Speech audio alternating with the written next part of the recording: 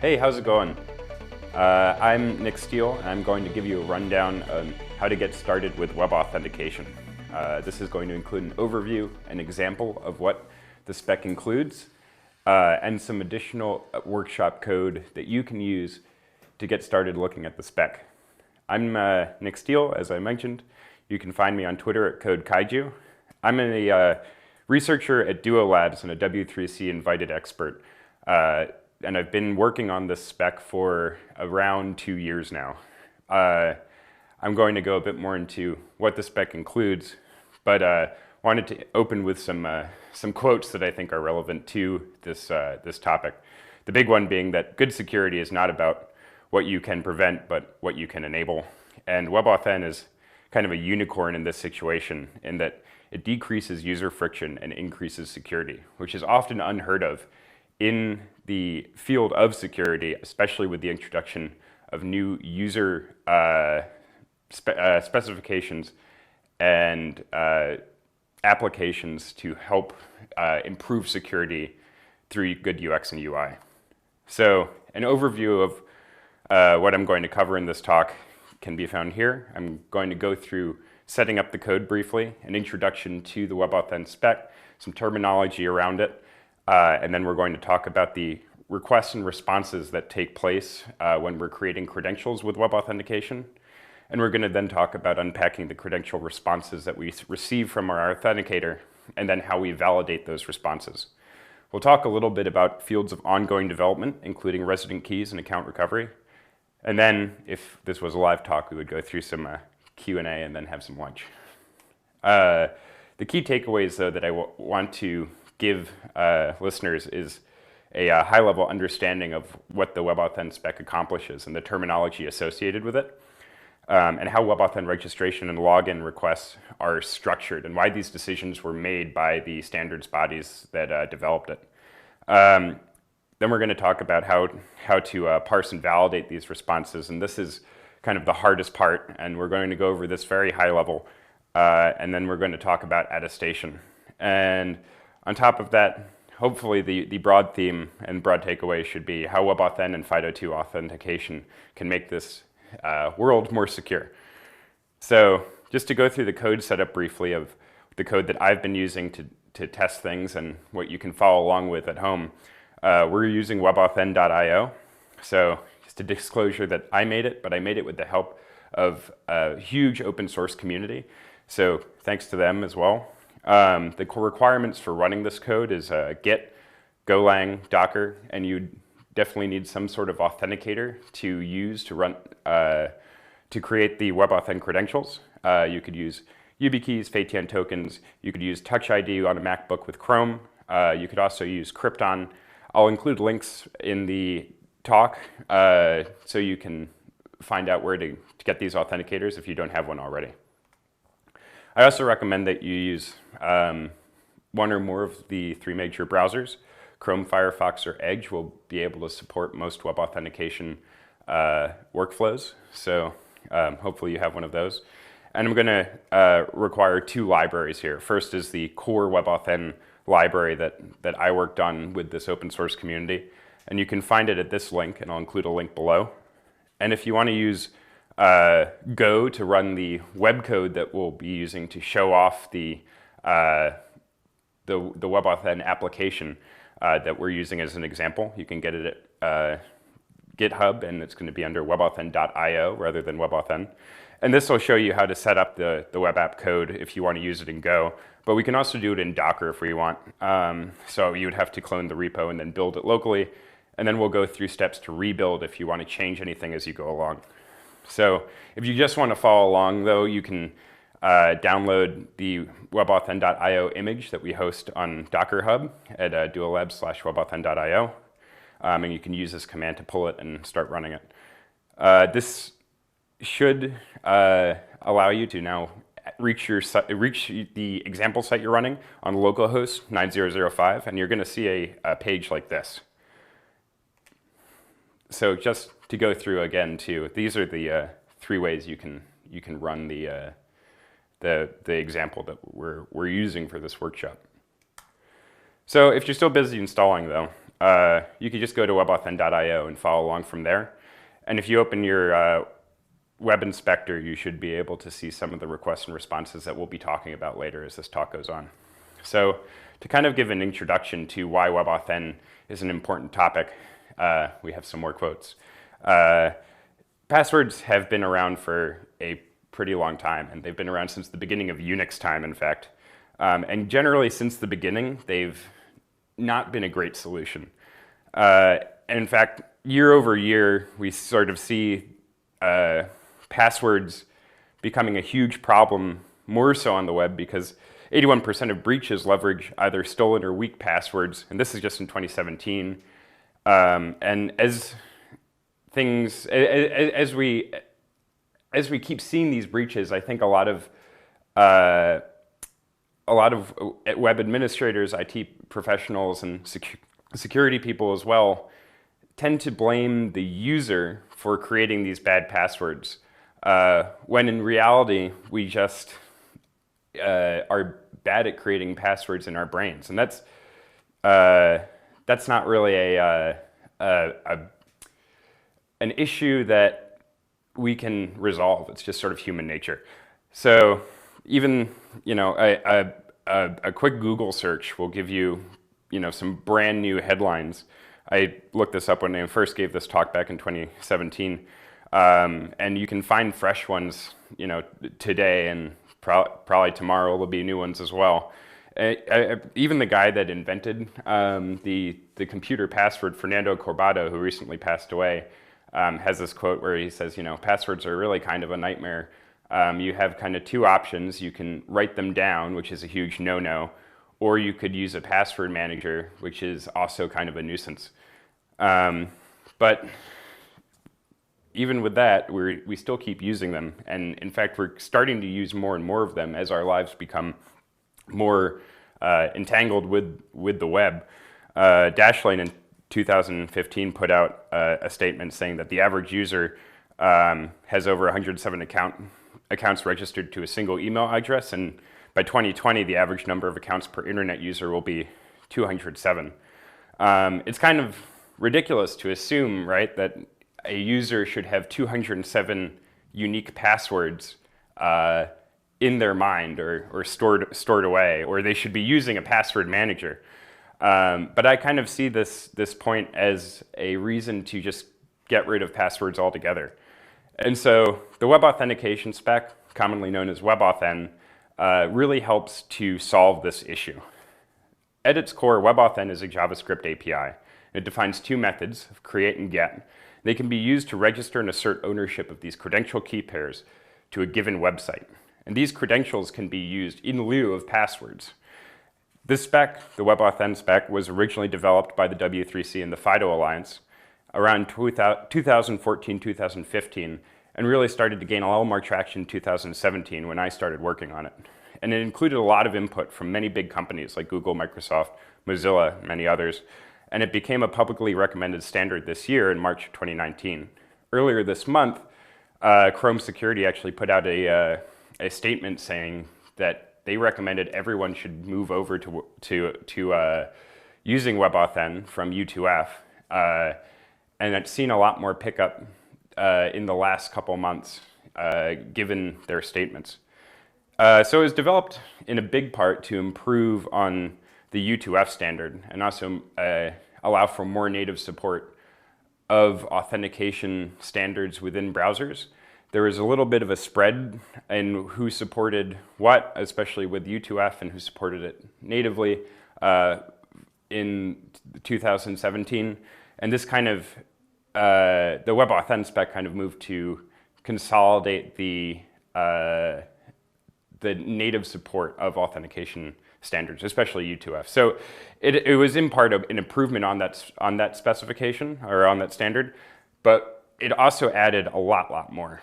And we're going to go through what it adds as this talk goes on. The big thing that it allows for is the creation of strong, attested, and scoped credentials. These credentials that we're talking about that it creates are public and private key pairs. And the private key will always be stored on an authenticator that a user uses, while the public key is being sent to a website. These credentials are considered strong because they use cryptographically sound mathematics when they're being created by an authenticator, and that authenticator can attest that it created the credential that we're using with a website. Additionally, the credential is scoped for a single website's use. So a rogue or malicious website, or perhaps a website just trying to see what authenticators have on them, won't be able to request credentials from a authenticator if they are not the site that created it or asked it to be created. So let's go into the terminology of WebAuthn a little bit more, because there's a lot of acronyms in here and additional wording. There's kind of three main entities when we're talking about WebAuthn. There's the authenticator, the client, and the relying party. The relying party, for all intents and purposes, is a website that handles the authentication for a user given the credential that the authenticator will create. So the authenticator is a secure entity that can either exist on the client or or it could be a standalone device like a U2F token, and it can sit or be connected to the client. And the client is generally going to be your laptop or your phone or the device that is brokering or managing the creation of credentials between the relying party and the authentication hardware or software. In between these three entities, we have CTAP2, the client to authenticator protocol. And this is version 2. CTAP2 is specific to WebAuthn requests. And then from the client to relying party, this is really where that JavaScript API, the WebAuthn API, operates. The relying party will make requests to the client, and then the WebAuthn API will be used along with CTAP2 to talk to that authenticator. And for the record, CTAP1 is basically U2F. It is U2F. If someone tells you differently, they are probably wrong. The CTAP term, though, is generally used contextually, though. So you'll hear people generally refer to CTAP as just CTAP and not one or two. And you kind of have to glean from how they're talking about it to figure out which CTAP they're talking about. This isn't to say that WebAuthn can't use CTAP1, and we'll talk a bit about that later. But it's something that kind of gets lost in the sauce of talking about it. And so CTAP2 and WebAuthn, both of these standards together, comprise FIDO2 authentication. And a lot of the time, FIDO2 auth gets compressed with WebAuthn alone. WebAuthn doesn't require FIDO2 to operate. You can do WebAuthn without CTAP2. However, you could lose some of the security properties gained by using the CTAP2 protocol if you just choose to do it alone. But FIDO2 authentication is both of these components together rather than just WebAuthn or just CTAP2. So let's go through what registration looks like to create a WebAuthn credential. Let's say a user goes to x.com and asks to create an account with them. X.com will say, here's some data and a list of parameters that the credential that I want to create should have. It's then up to the client to pass that formatted information onto the authenticator. So given the options that we received from the relying party or the website, let's try to make a credential. This is then an important part of the WebAuthn flow. The user is required to assert their presence by interacting physically with the authenticator. So they have to tap yes or no to allow or deny the creation, and then later, as we'll see during the login flow, the release of that credential.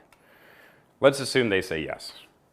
The authenticator will then pass back a public key credential object to the client in the browser. This can then be formatted in many different ways. I generally format it as JSON with base64 encoding, and then I pass it back to the x.com. I, as the client, pass it back to x.com. X.com is then in charge of validating and verifying the information that they find in that public key credential payload response, and making sure everything is signed correctly, it parses correctly, and that it conformed to the options that it asked for in that initial request. Then X.com is in charge of storing two of the components that we see in that public key credential, the two most important things here. The public key that we created for this given website.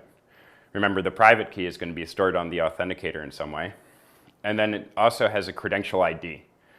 These are both going to be stored by X.com for lookup in the future. So now during the login flow, which is also known as the assertion flow because we're asserting that the authenticator we own has created and owns the credential that the relying party is asking for, a user will come back after some time to X.com after registering with them with WebAuthn and ask to be logged in. X.com now asks the user to assert that they own a private key for this credential with the given ID that we stored during registration. So this gets passed to the client, and given the options and the ID, we ask the authenticator to go and go through that retrieval process and sign some information that we saw coming back from the relying party. Again, the user will physically authorize the device to do so, and then we pass back a public key credential object again. I format as JSON, and I recommend you do too, and then pass it back to X.com. X.com will then use the public key that it has stored and it knows is associated with this private key given the credential ID that it passed in the first place, and check that the data handed back is signed properly by the private key being stored on the authenticator. So that kind of covers the terms and flows of what happens with web authentication. But let's talk a bit more about those requests and responses and what that public key credential object looks like and what the options that are provided by the relying party look like. So during that registration request, the user is going to pass some options over. Those options are generally referred to as the credential creation options, or fully the public key credential creation options. And you can find the structure that defines these in the WebAuthn protocol options.go file in the library, the core library that I mentioned before. So this response only really requires 3 fields, although I recommend that you fill out as many as you can. The challenge field is going to be generated by the RP server and helps prevent replay attacks by acting somewhat like a nonce, and it's going to be stored by the relying party until the registration flow is complete. You can store it as session data, or in a DB, encrypted cookie, what have you. And then we're going to go add some information about the relying party. Only the name field is really required here, and what's helpful about these additional fields is generally display information that could help the user better understand where the request is coming from.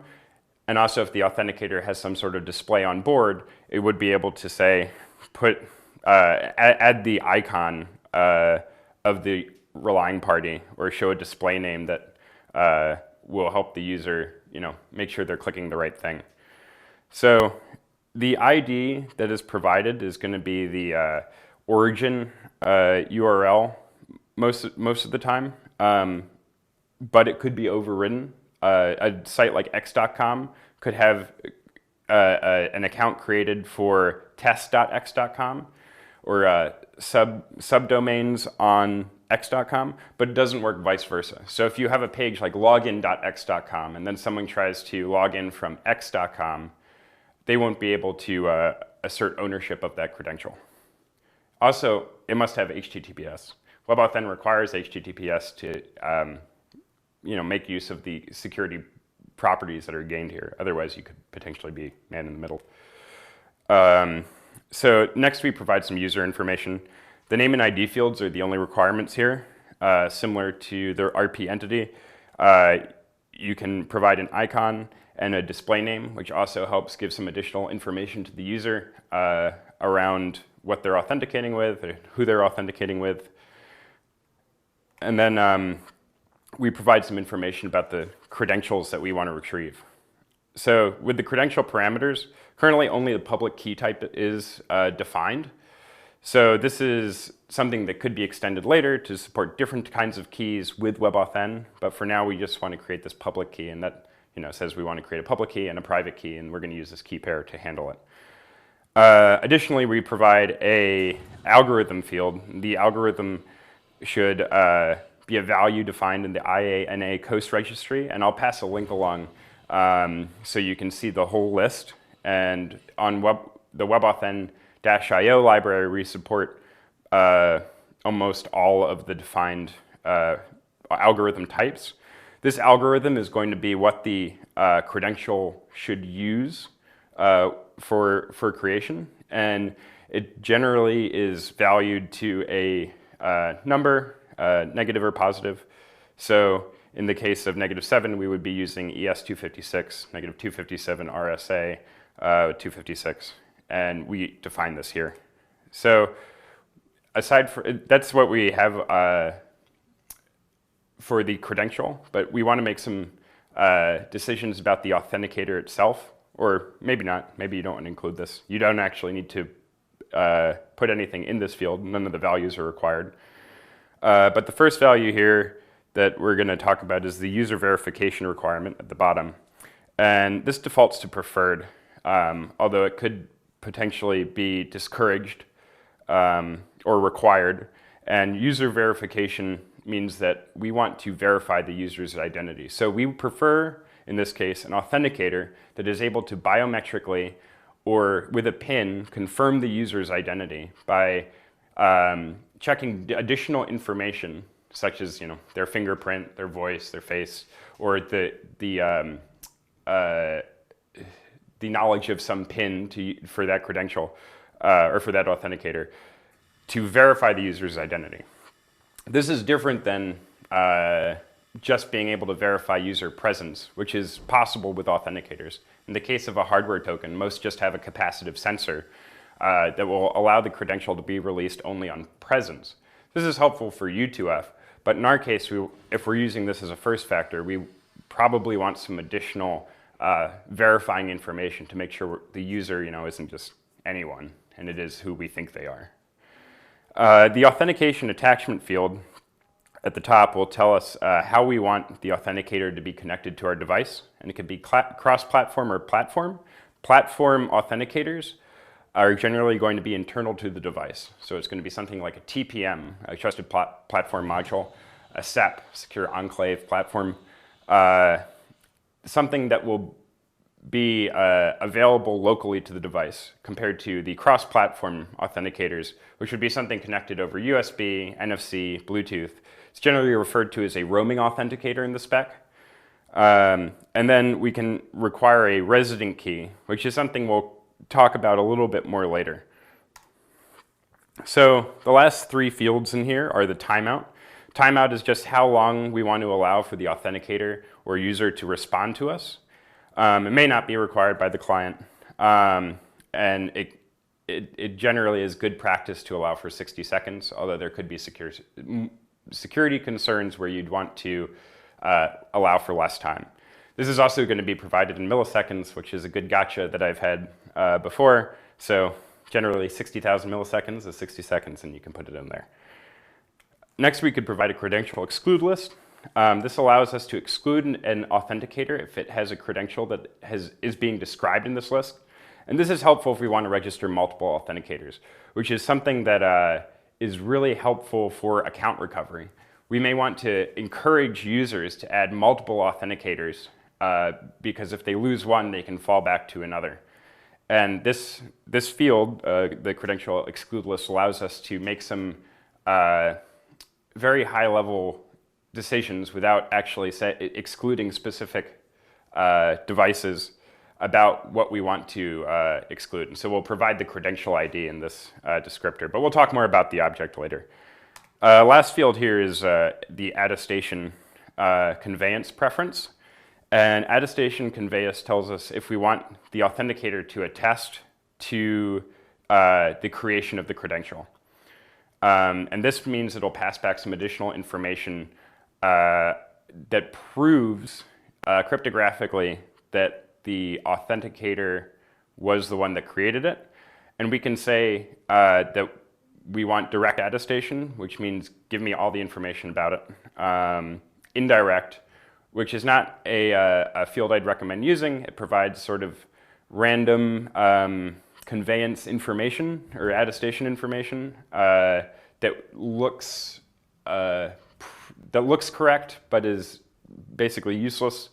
And then a none type attestation where it doesn't provide any assurance about the creation of that credential by the authenticator. So now that we have this object as the client from the RP, we will give these options to the authenticator. And the request in JSON, which is how you could look at it if you're in the Chrome inspector or your browser inspector, will look something like this. And we'll provide this to navigator.credentials.create, which is the WebAuthn credential creation endpoint in the JavaScript you'll be using. And you can see this in action on line 105 in this WebAuthn.js file. So now that we've provided that, we're going to go through this allowance.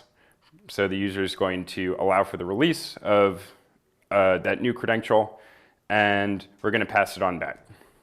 Now that we've got that response as the relying party, let's go through what the fields are in here. So we're gonna take, let's say we're the relying party. We're gonna check that that correct signage and parse it open, pull out the authentication data, which we can see inside the attestation object, and we're going to take the client data JSON that we receive, and we're going to validate it to make sure that we correctly received this credential on our request for our website, and it has some additional information which we'll talk about later on during validation.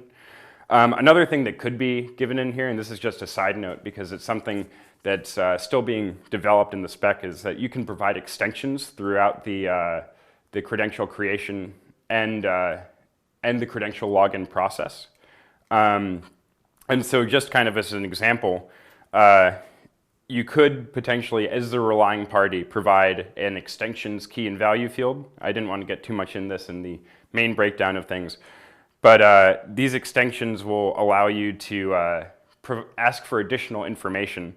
And so in the case of the geolocation extension, which is something that's generally supported, you could provide the key loc equals true, and it'll tell the authenticator to provide some geolocation data during registration. And then when you get a response, you can retrieve that extension data after the .create method is run by doing .getClient extension results, and that'll provide a map of the information that you've requested via the extension. So depending on the extension, though, it could be used specifically for login or specifically for registration, but some work for both. Extensions can also require input and output from both the client and the device, but it could just be a singular entity. And the most helpful extension, probably the one you want to know the most about, is the App ID extension, which allows for legacy support of FIDO APIs like U2F. So I can provide some additional links on how that looks. And if you look at Ubico's library, for example, they support App ID out of the box.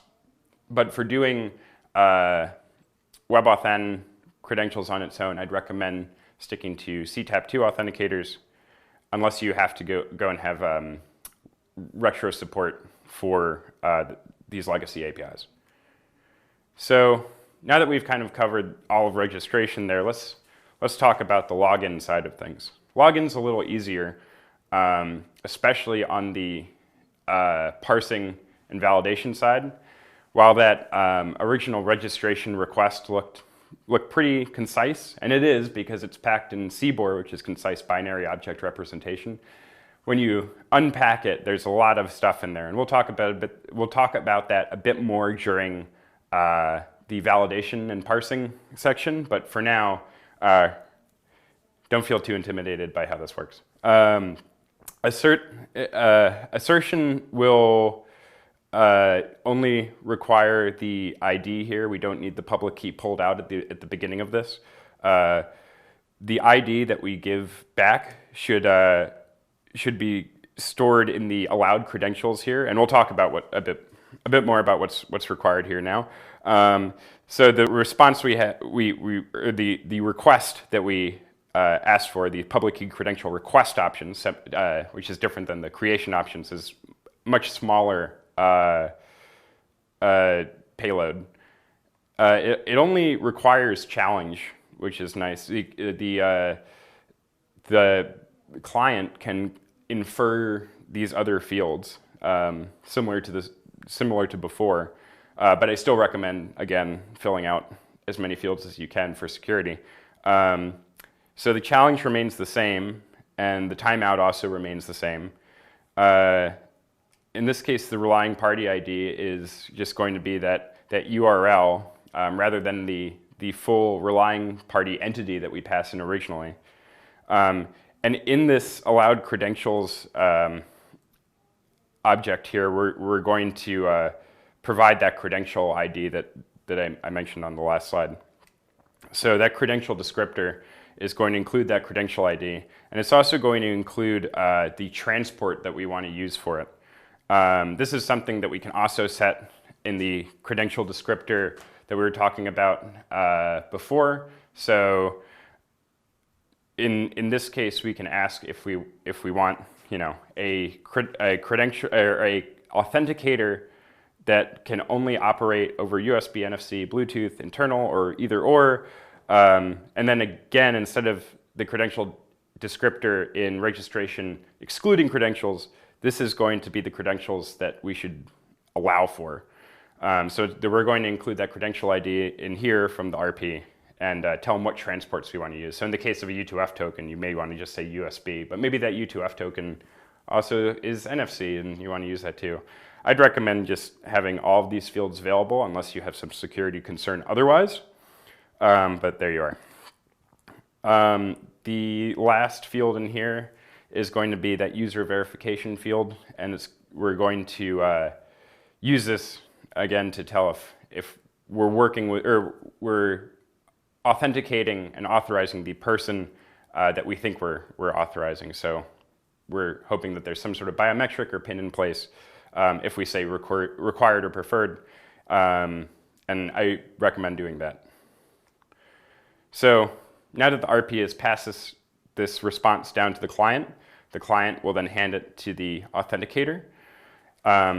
In JSON, it's going to look something like this. And then we're going to, again, interact with the authenticator, and then that public key credential object is going to be passed back to x.com, the relying party. So the response looks a little bigger than the registration response, but it's actually smaller. So we have some authenticator data, client data JSON, which again will have some fields that we provided to it.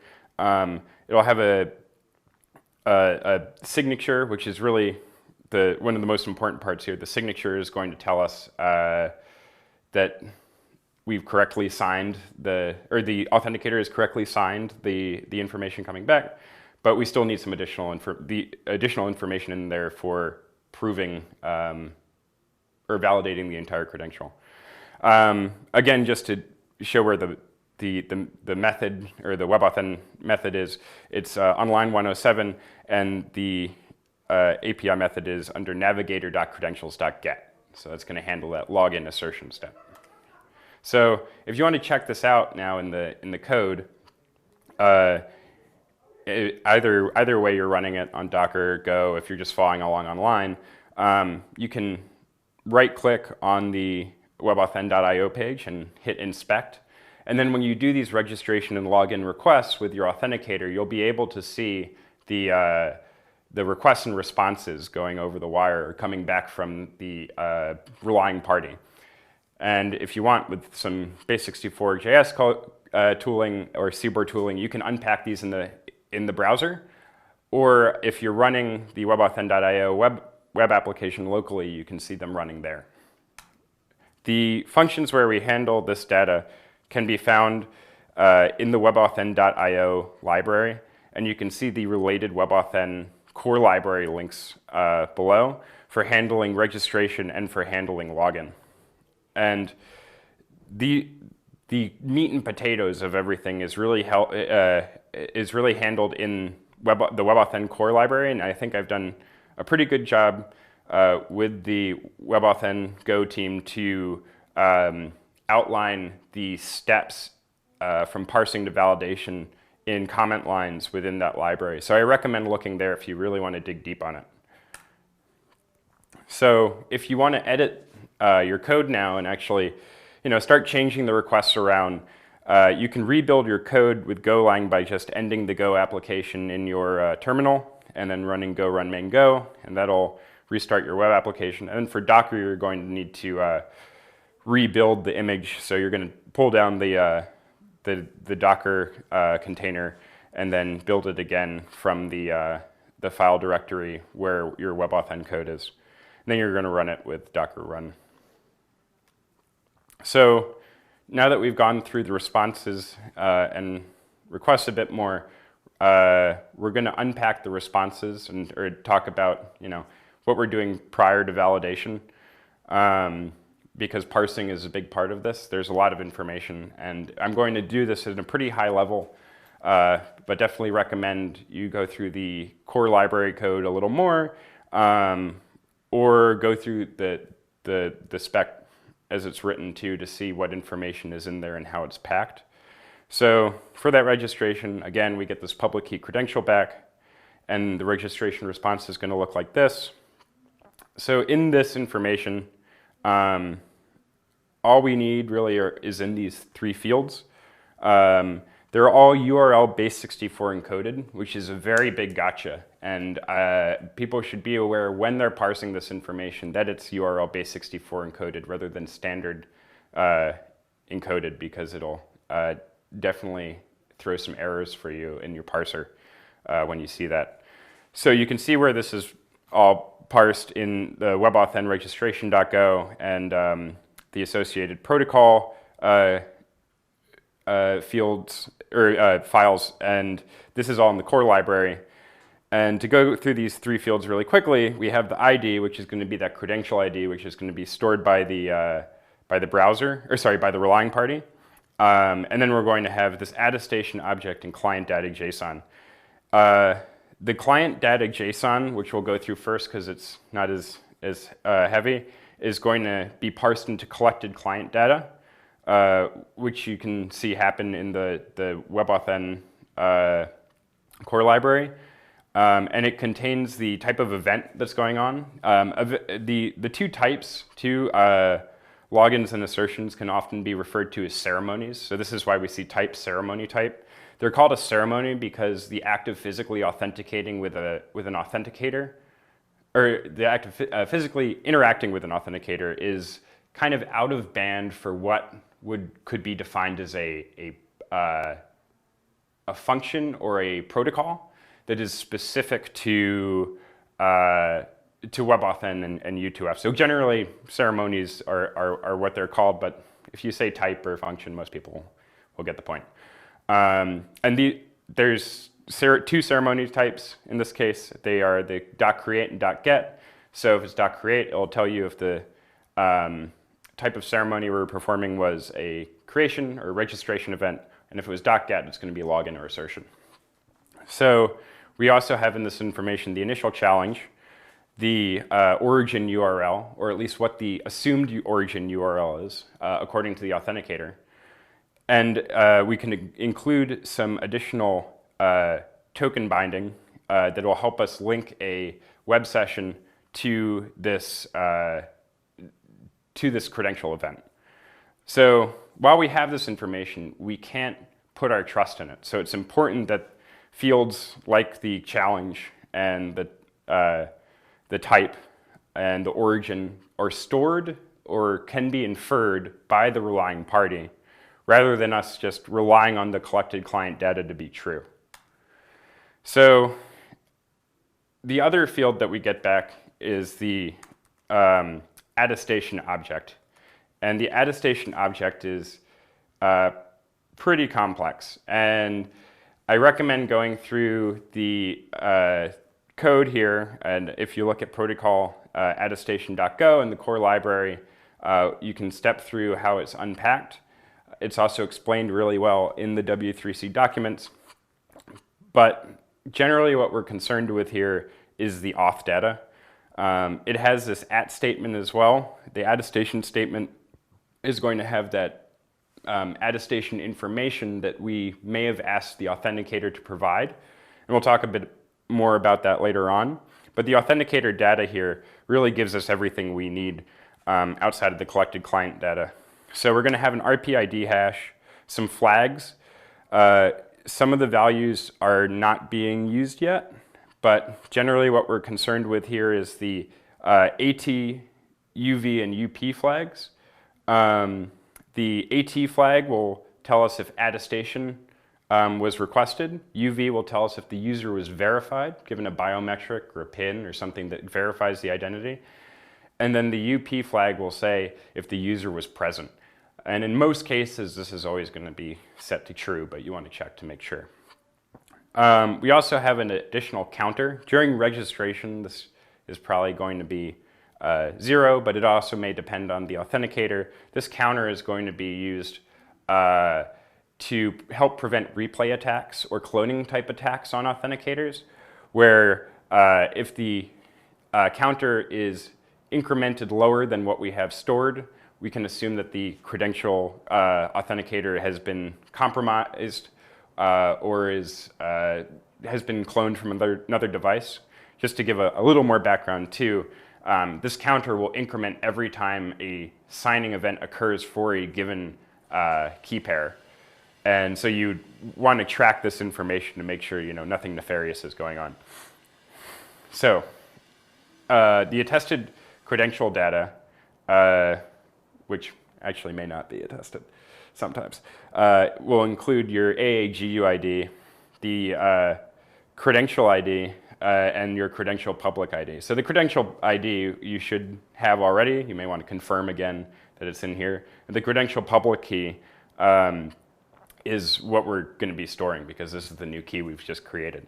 The AAGUID is a unique identifier for the authenticator that we used. More and more authenticators now are actually registering an AAGUID. Back when I first started working on this, a lot of these IDs were zeroed out.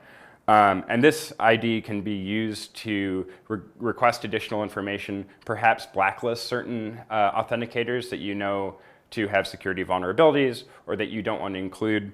And we could use this information to retrieve attestation metadata, which is something we'll get into as well, to help further prove the provenance of the credential.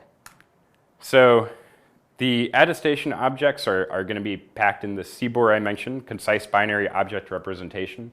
It's a little similar to JSON, but one of the things that we need to account for when creating these credentials is the fidelity of the response we get back. So in cases like Bluetooth and NFC in very busy networks, or when there's a lot of signal around, we want to be as concise as possible because we want these credentials or these responses to go through and not be corrupted or dropped. And so being as concise as possible, using CBOR, we can help really compress the size of the authentication data we're handing back. The attestation signature that we're getting back is going to give us proof of the authenticator, but it still requires the developer to check with additional trust roots. So FIDO Alliance offers what they call the FIDO metadata service. This will allow you to use the AAGUID and some information to go look up the credential anchors for a given authenticator. And this is additionally helpful because they can help provide additional information around known vulnerabilities that you may not be aware of. But going through this trust root checking is a little arduous, both on the code side, and also if you don't use a metadata service, you probably have to handle it yourself on the back end. So you would need to store trust roots yourself, and then keep tabs on what vulnerabilities are out there for given authenticators, because you may want to yank them from usage if you know they're malicious now or potentially malicious. But I recommend looking in the WebAuthn core code for how we use the FIDO metadata service for additional instructions. But honestly, I don't recommend in most cases using attestation. I think unless you are a fairly large target, potentially a bank, government agency, being attacked by the Mossad, you don't need to account for attestation because it doesn't provide information that you may need to have a better security impact for your users. But then again, it is up to you. I have the code available if you're interested in doing it. And it also, is worth mentioning, it adds an additional step. If you are using WebAuthn.io, you can see if you ask for direct attestation, it does ask for an additional modal, which may be a little scary to some users. So anyhow, it is up to you, but if it were up to me, I would say no attestation. So now let's talk a bit about the login side of things, now that we've gone through that registration parsing. In here, we really need these 4 components outside of the credential ID, which we may have associated with the session. Client data, the collected client data that gets parsed to, will remain in the same format. The authenticator data is going to take the place of attestation data because we saw that attestation object originally. Now we don't need any of that additional information. We've already verified it. For doing attestation, we've already attested that the credential during creation was made by them, so we don't really need to do it again. And the authenticator data will have the information that we need to prove this signature is true. And the signature is not the attestation signature. The attestation signature is going to be signed by the authenticator's private key. In this signature, the signature is going to have been signed by the private key of the credential we've created. This is all parsed in assertion.go, line 49 in the core library, so you can go check it out further there. And now we're going to do a very, very high-level overview of validation, but it's available in the code for additional viewing, and you can go through it in the spec as well. They kind of outline the 19 to 30 steps necessary for validation to take place. But we're really concerned about doing 3 validation contexts in our validation steps. We first want to validate the data from the RP. So in that collected client data JSON, we want to make sure that we were the RP that requested it, and that the ceremony type was correct, and we use the challenge and request origin and the type that was provided in that collected client data to make sure our records are correct, and we are the RP they're talking with, and they're not being replayed. And then we want to validate the authenticator, and we can do that using the signature information, the attestation data, which has that attestation signature and the AAGUID. And then the last thing we want to validate itself is the credential, and we want to make sure that it has the public key format that we specified, potentially. We want to validate the credential signature, and we also may want to validate the credential was made, with additional options outside of just the public key format. You can check out all of the validation steps really from the core library in credential.go, attestation.go, and assertion.go. Those are the 3 files where it at least kicks off but you can see where it goes from there. So let's talk about some things that are being developed in the spec right now. One of these things is resident key handling. Actually, just yesterday, Chrome announced that they are going to start supporting WebAuthn residential keys in the stable build of Chrome. But it's still not supported in all browsers, at least not all stable versions. And it's also not supported by all authenticators yet. So resident key credentials allow for the mapping of an RP ID to a credential rather than to a credential ID. And this mapping is handled by the client rather than by the RP. And it could be handled by the authenticator as well. The key is stored either on the authenticator or in the browser. And if it's stored in the context of the browser client, it's going to be stored in a wrapped fashion because resident keys still have to store handle the storage of themselves correctly. So the authenticator has to wrap them in some way with their private key or another key. What this allows for, and is kind of interesting, and I don't think is discussed too much, is it allows for completely usernameless and passwordless login. So you could go to a site and hit register or login, and just using the relying party's ID, the website's URL, you can map a credential to that site.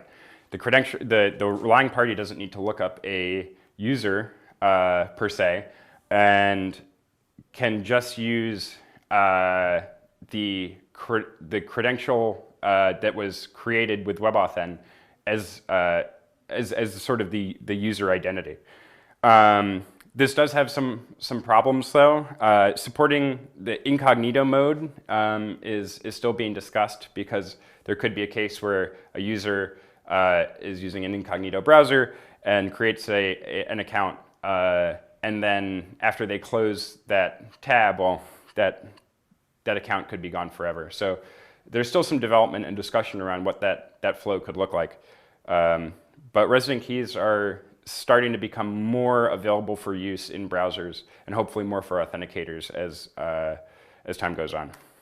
Another bigger topic that's not something that's really defined in the spec, but it's something that FIDO has been thinking about a lot, is how to handle account recovery. The current guidance from the FIDO Alliance, specifically the Consumer Development Working Group, is that we should allow and definitely recommend enrolling multiple authenticators. So I think this is a great recommendation, but something that may not be the most feasible, just because most users aren't willing or don't have the time or the money to add multiple authenticators to a website. But it is still a good recommendation nonetheless. Other methods I would recommend would be using something like Duo Push or a secure push platform to authenticate the user and then bootstrap trust in the account recovery flow. So you could do this with Duo Push, you could do this with email. If you're enterprise, it would be great if you could have a help desk support flow where a human in your organization could verify and authorize another human that lost their key to go through an account recovery flow. But it's all about bootstrapping trust in preferably cryptographically sound ways, or human to human, and it's important that we don't fall back to passwords. So that's all I got. Thanks so much for going through this talk, and I hope it's helpful. I'll include as many relevant links as I can, and feel free to reach out to me on Twitter @CodeKaichu or through email. Thanks so much.